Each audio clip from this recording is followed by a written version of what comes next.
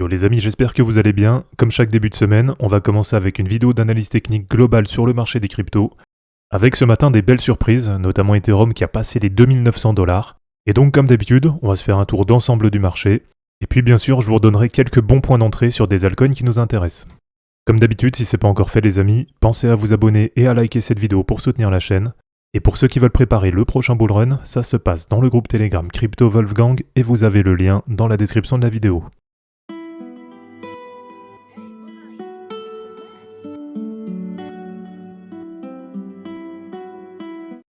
Alors pour commencer les amis, déjà sur Bitcoin, on est sur un nouveau point haut sur les années 2023-2024.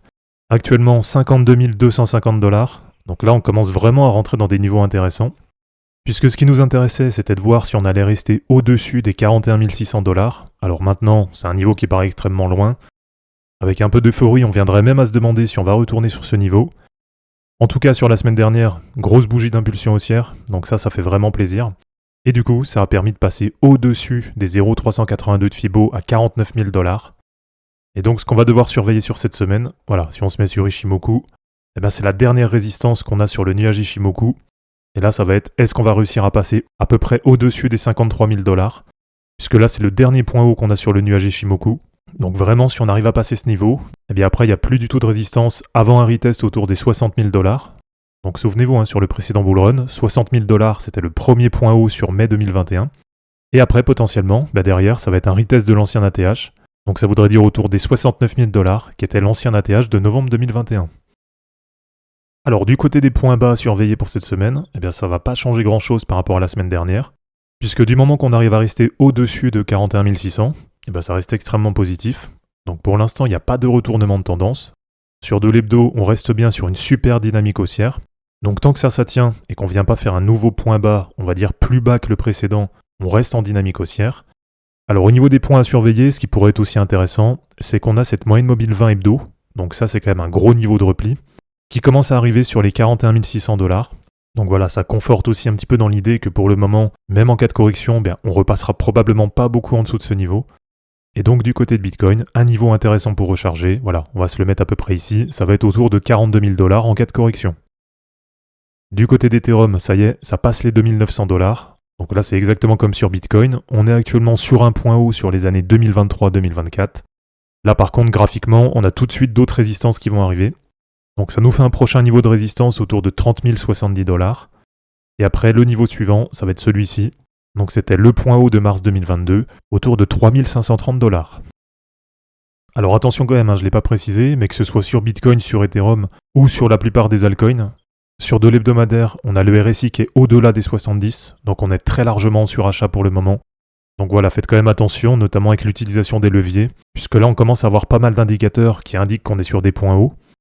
Et quand on regarde, on monte quasiment en ligne droite depuis mi-octobre, même si on a eu quelques semaines de consolidation, mais globalement ça monte quand même assez vertical. Donc je le répète, vraiment pour moi c'est le plus important, n'allez pas vous surexposer aux leviers, même si vous avez l'impression que ça y est, le bullrun a démarré et qu'on part faire des nouveaux ATH.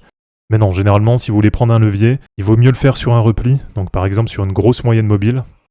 Là, dans le cas d'Ethereum, on a par exemple une moyenne mobile 20 autour de 2220 $. Donc en prenant en compte que pour redescendre, il faut quand même quelques semaines. Voilà, si vraiment vous avez envie de prendre un levier, je vous conseille plutôt d'attendre un repli dans cette zone, donc entre 2380 $ et 2460 $. Alors sur la paire Ethereum-Bitcoin, les amis, je ne vais pas vous refaire à chaque fois tout le scénario. En tout cas, depuis 2017, on est dans un très très gros triangle. Et on arrive très proche de la résolution de ce triangle. Donc de mon côté, le scénario que je joue, c'est une anticipation de l'acceptation des ETF sur Ethereum. Et comme en même temps on arrivait sur la trendline basse de ce triangle, ce que je joue de mon côté, au moins à court terme, ça va être une surperformance d'Ethereum. Et donc j'attends tout simplement que sur la paire Ethereum-Bitcoin, on remonte tester le haut du triangle, ce qui ferait déjà à peu près 30% de surperformance d'ETH par rapport à BTC. Et après derrière, pourquoi pas breaker à la hausse ce triangle, et voir pourquoi pas Ethereum surperformer Bitcoin sur le prochain bullrun. Alors pour terminer, je vous fais un petit point sur différentes cryptos là, que j'ai dans mon wallet, et puis sur lesquelles je vous ai redonné récemment des bons points d'entrée. On va commencer par Conxium, qui nous a fait un nouvel ATH à plus de 10 $. Donc voilà, je réinsiste un petit peu dessus une nouvelle fois, mais souvenez-vous, je suis rentré dessus autour de 1,40, je vous l'ai présenté autour de 1,90, et début janvier, il y avait un très très beau repli dessus autour d'1,35, 1,40. Et donc une nouvelle fois, comme je l'ai toujours dit, Sur les cryptos en dynamique haussière, la meilleure stratégie c'est de racheter tous les replis. Donc pour l'instant c'est vraiment bien parti, à voir un petit peu comment ça va évoluer pour la suite. Mais en tout cas je pense vraiment qu'il y a un très très gros potentiel dessus. Et on reste sur une crypto très low cap, avec actuellement 6 millions de dollars de market cap. Et on est sur du x5,6 sur les 90 derniers jours. Donc ça fait plaisir, on est vraiment là sur une très très grosse performance. Alors du côté de Cubic, vous avez été pas mal à me demander des points de recharge dessus. Donc souvenez-vous, c'est pareil, je vous l'ai présenté en vidéo à peu près ici. Donc on a réussi à acheter le point bas début février. Et si vous avez bien suivi depuis la présentation, on est déjà quasiment sur du x3 en à peine une quinzaine de jours. Donc là une nouvelle fois ça fait plaisir. Et vous avez été pas mal à me demander des points de recharge dessus. Donc là on va y aller assez simple, on va y aller juste avec les retracements de Fibo. Donc moi le premier niveau qui m'intéresse généralement ça va être le 0,382 de Fibo. Et là il est à 52,42. Voilà, je vous épargne tous les zéros qu'on a avant. Le deuxième niveau qui va nous intéresser ça va être le 0,618 de Fibo à 40,52. Donc en termes de retracement ça vous fait moins 25% pour le premier niveau et à peu près moins 40% pour le deuxième. Donc globalement, ça reste des très très bons niveaux pour vous placer. Et le dernier niveau, même si j'y crois un petit peu moins maintenant, ça va être le 0,786 de Fibo à 32,18. Et donc vous avez toute la zone de rechargement privilégiée entre les 0,618 de Fibo et les 0,786. Donc on va dire entre moins 40% et moins 55% par rapport à maintenant. Voilà, si Cubic c'est une crypto qui vous intéresse et qu'on a un passage dans ces niveaux, pour moi là c'est vraiment un achat obligatoire dans ces niveaux. Alors sinon on a aussi Alephium qui fait une super performance, plus 37% sur les 30 derniers jours, et x 6,3 sur les 90 derniers jours. Donc là c'est pareil, c'est en train de monter à la verticale. Et donc graphiquement, si je vous remets la charte, le niveau qui peut être intéressant pour recharger, ça va être au contact de cette trendline, donc ça peut faire un premier niveau de recharge, on va dire autour de 2,45$. Donc en cas de repli, ça vous fait déjà à peu près du moins 15%. Et sinon, si on a une correction un petit peu plus importante, là on a la moyenne mobile 50 daily qui est en train de remonter. Et donc si on vient à breaker par le bas la trendline, ça peut vous faire pourquoi pas un bon point autour de 2,25$, 2,30$.